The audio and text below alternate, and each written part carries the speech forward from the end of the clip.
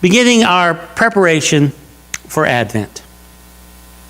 Now, I've been fortunate to be able to go to the Holy Land twice. Once was in 2006, and it was one of these tour packages that you sign up for. You see the holy sites. You travel for 10 days. There's about 40 of us. We go in a bus from site to site. We get out. There's a guide who tells us about the events that happened there and the significance of the site and the history of it. And those are very useful to go on. I mean, if you have an opportunity, especially to go to the Holy Land, it gives you perspective. It gives you some understanding about these stories that we read about in the Bible.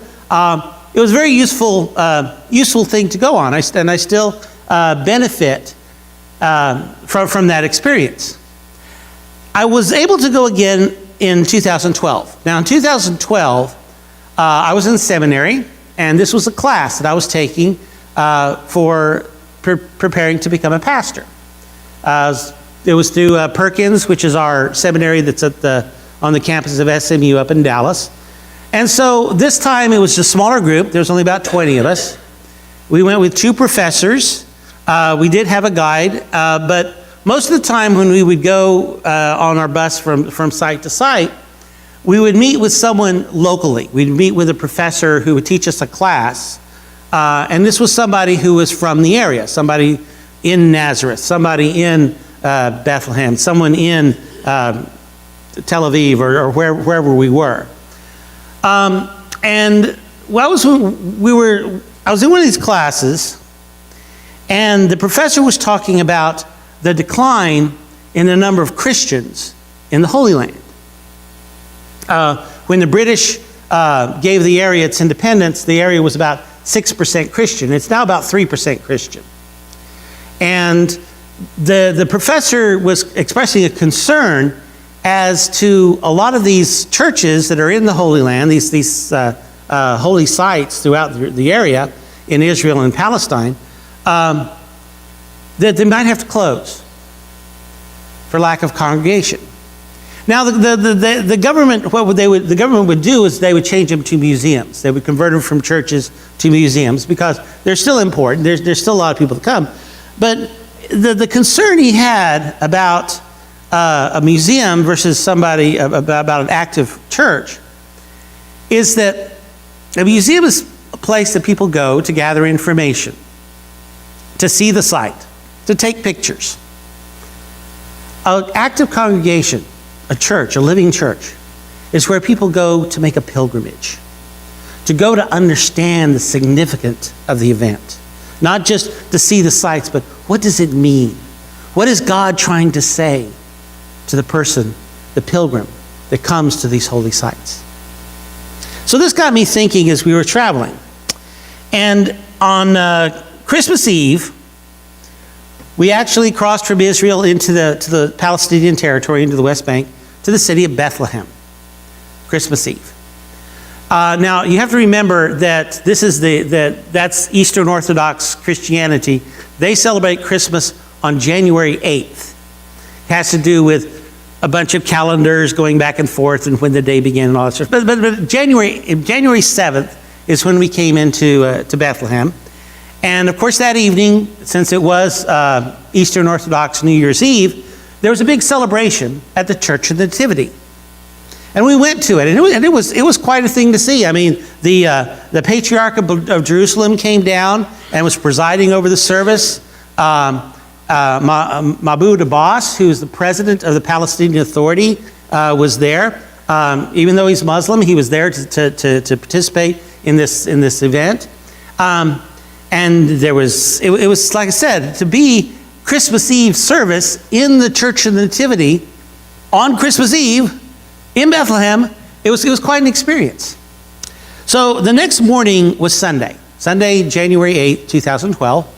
And a few of us went to Christmas Lutheran Church there in Bethlehem for services. Reason being is the priest spoke English. So we went to Christmas Lutheran Church for services, and it ended about 10:30.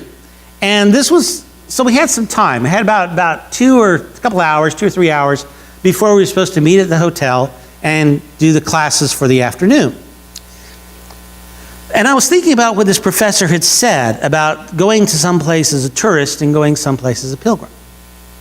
So I decided that I had a little time. I was going to go to the Church of the Nativity on Christmas Day. Keep the camera in the pocket. I wasn't going to take pictures or anything like that. I was there to be a pilgrim, to come to the Church of the Nativity. So I went down there, and the Church of the Nativity has a very small door. It goes back centuries. It's to keep invaders from pouring in. You can only go one at a time. It's about 5 feet tall, about 4 feet wide, and it's got a sill of about a foot. So you have to step over it to get inside. But like I said, it was protection against invaders. So I go through the small door, and they've already finished their worship services. So the room is basically empty. There's a few people here and there in little crowds. Remember, they had their services over. But this is Eastern Orthodox. The priest, there's always a priest performing a ritual at the altar. So there's a priest up there, and he has the incense, and you can hear the chant going on. The Church of the Nativity is a little wider than this room, the main nave. Then it's got a row of pillars. It's got about a 20-foot aisle, another row of pillars, and then another 20 feet until it gets to the wall on both sides. So it's considerably wider than this. It's about 4 times the length of this room, and probably about twice as high. It's this big cavernous room. The Eastern Orthodox, you stand during services, so there's no pews. It's completely empty. However, because of the events of the night before, there were these wooden folding chairs here and there. The altar area is about the same width as this one. It's square, and like I said, the altar and the priest are up there. The altar, however, has a screen around it, a wooden screen. And the priest is inside this little screen, so you can hear him and you can smell the incense, but you can't see him as he's doing these rituals 24/7. Well, so I go into the sanctuary, and the pillar that's at the near part of the chancel area off to the left, they have a lectern. Just like this pulpit here, that's mounted about 20 feet up on this pillar, and it's where the priest will read the scripture to the congregation. It's got a spiral staircase going up the pillar. There was a wooden chair under there, and it was out of everybody's way, and so I decided that's where I was going to sit. So I sat down, and I started praying. And here I was, praying in the Church of the Nativity on Christmas Day, as a pilgrim. And as I sat there praying, it came to me, I started to feel the meaning of what happened there. I was beginning to feel the presence. That just a few feet away from where I was sitting, God came to earth.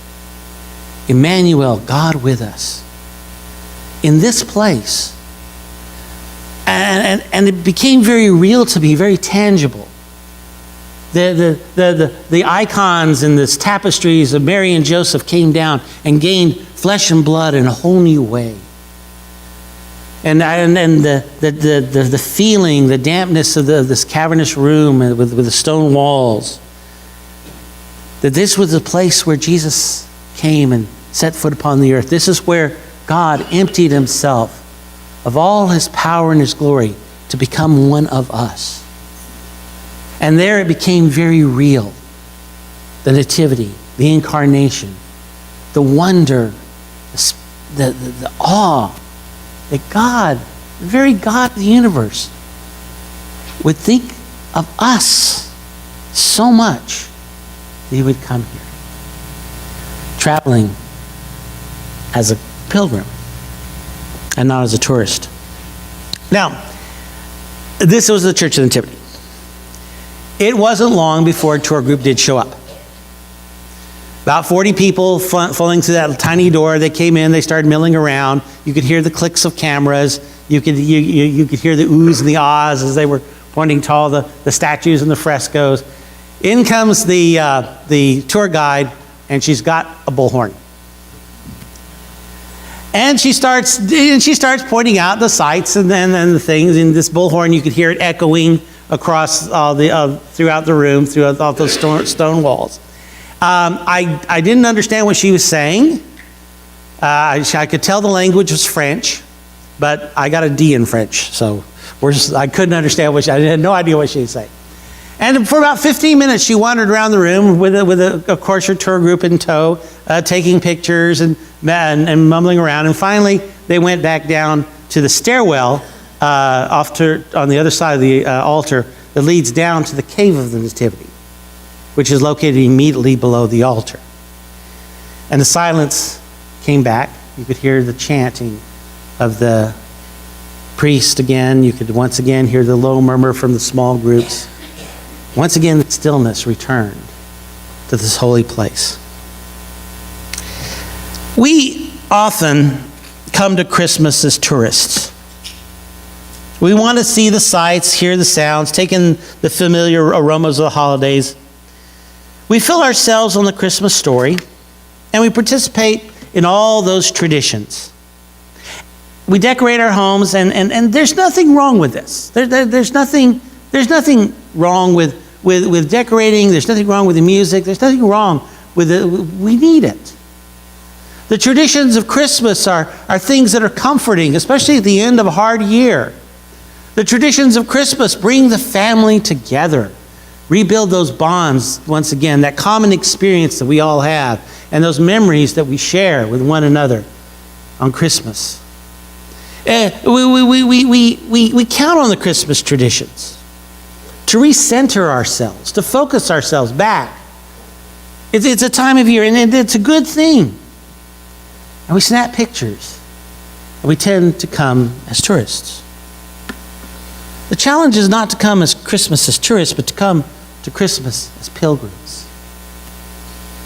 The challenge is not to experience the Christmas story, but to experience the meaning of Christmas deep within ourselves.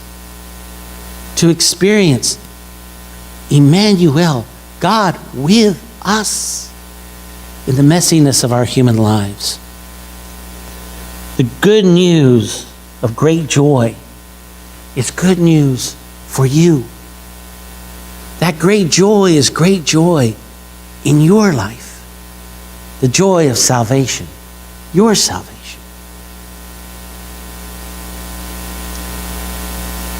So how do we prepare for this pilgrimage?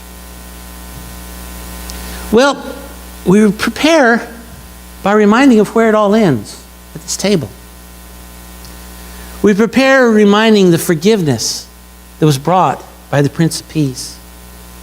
We prepare by getting rid of all that baggage of the past, reconciling our relationships to one another, being at peace with our neighbor, and coming to this table where there's a place prepared for us in that great communion of all the saints to receive this feast served by Christ himself. We come here to receive forgiveness. We come here to reconcile with one another. We come to be with one another, to carry each other's burdens on this pilgrimage, to support each other, help each other along the road in good times and in bad times. We remind ourselves that our seat at this table comes at the price of the Lamb of the world. So come now. Let us go even unto Bethlehem and see this thing which has come to pass, which the Lord has made known to us.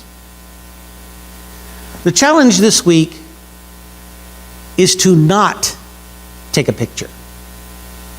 I never knew growing up how handy it would be to have a phone in my pocket that had a camera on it. But the challenge this week is to not take that picture. The challenge this week is to savor the moment. The challenge this week is to experience Christmas and the meaning of Christmas and every piece of it. It's way too easy to take a snapshot We just need to eat, to sit and enjoy. So at least once this week, leave the camera in the pocket. Take a moment to drink in the moment, savor the aromas, listen to the sounds. Feel with your heart the beauty of what's happening around you.